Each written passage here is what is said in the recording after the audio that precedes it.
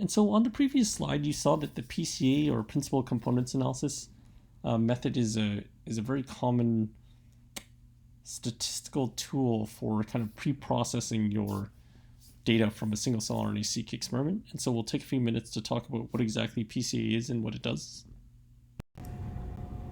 So an obvious question then becomes, well, how does PCA help you remove noise in data? Right, so to give you a motivating example, suppose that we're studying linear differentiation from iPSCs to myoblasts. And so by linear differentiation, I mean that suppose that somehow we were able to differentiate iPSCs into myoblasts in such a specific way, such that there's no other differentiated cell type that might be observed in our data. The only type of cells you see are either iPSCs, myoblasts, or like semi-pluripotent cells that are on their way to becoming myoblasts. Right? And so under this circumstance, in principle, your data within your data, your cells should only vary along, in some intuitive sense, one axis of variation. And this axis of variation should really just be illustrating to you how close each cell is to being a myoblast.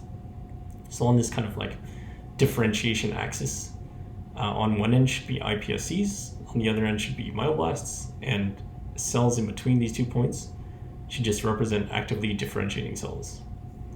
And so the idea of PCA is that in your raw data, right, where your raw data measures, thousands of genes for each cell, you wouldn't observe this kind of one axis of variation because, you have 20,000 genes you're measuring in the human genome. And so, you're oftentimes not going to see an exact, cells won't sit on a nice, pretty line that you can then label as, a axis of differentiation. And so the idea of PCA is that PCA is a statistical technique that maybe helps you identify the set of genes that can be associated with an axis of differentiation. And so again, like I said on previous lectures, the first principal component is basically a line or a projection of data onto a line in which the projection of points onto that line kind of maximize the variance of the projected data. And the second principal component is another line where once you project the points onto that line, then you also have maximal variation along that line. But the only constraint on the second PC is that it has to be orthogonal, or in this case, in 2D, it has to be at 90 degrees to the first principal components. And so the idea here is that, broadly speaking, that PCA will, if you only expect to see one axis of variation corresponding to differentiation, then maybe the first PC of your data will give you an axis that corresponds to that axis of differentiation. So here in the bottom part of the slide, I'm illustrating a 2D scatter plot, which is a hypothetical example of cells that you could be studying that are differentiating from iPSCs and myoblasts. And X1 and X2 in this case represent two different genes in your genome. And so again, you can kind of see that in this plot that X1 and X2 are relatively highly correlated genes, right? And so you can actually fit a line to these points and that line will be a relatively good fit of the scatter plot because X1 and X2 are relatively highly correlated. So now on the bottom of this slide, I'm showing you an example of what principal component 1, or what I've labeled as Z1 here, looks like, as well as principal component 2, or what I've labeled as Z2 here. And so without getting into too much mechanical detail about how PCs are calculated, you can kind of see that PC1, or again Z1 in this middle figure, is basically a line that basically captures the direction of the data, right? In some sense, it's similar to fitting a line to the scatter points. It's a little bit different, but essentially, principal component 1 really captures the direction that the data is moving in. You can kind of intuitively see that X1 and X2 are highly correlated, and so PC1 or Z1 captures that. And then PC2 is just another line that captures another direction of the data, but it has to be orthogonal or 90 degrees to PC1. And so the point here is that principal components analysis basically at the end of the day gives you a mapping of every cell onto each one of these axes. And so in this case, for example, from this principal components analysis figure in the middle, you can extract out just the coordinates of each cell with respect to where it sits on this Z1 axis, or what I've labeled here is this axis of differentiation. And so the way that PCA helps you is that essentially you can take your original data, kind of represented in this 2D space, and you can essentially just map it down to, for example, these axes of variation like PC1 or Z1.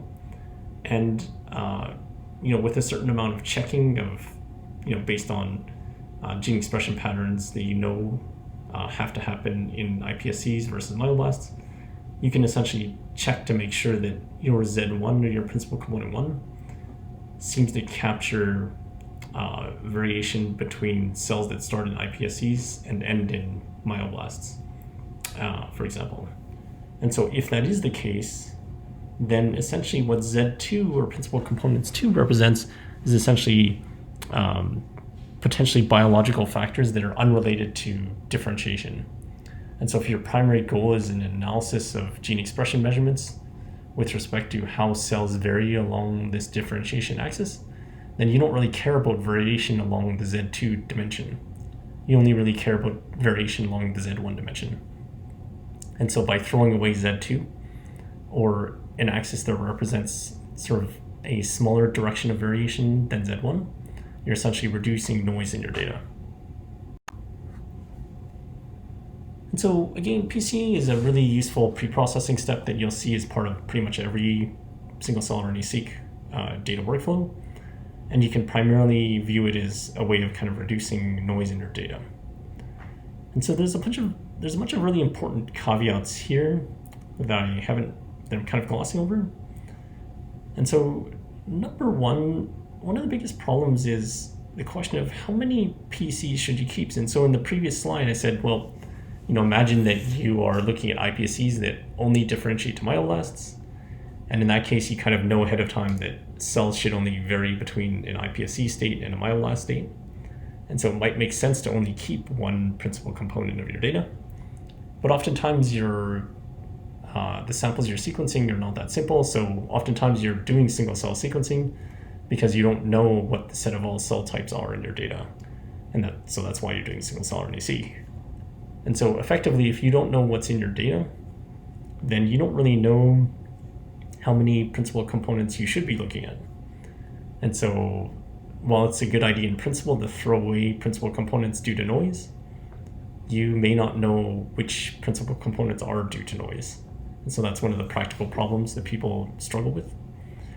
Secondly, an even bigger problem is that sometimes, so the idea of the previous slide is that if you're studying differentiation of iPSCs and myoblasts, then the differentiation factor essentially should be the largest source of variation in your data, which is another way of saying if you see variation between two cells in your data set, you're intuitively hoping that that variation is more likely to be due to differentiation than any other factor.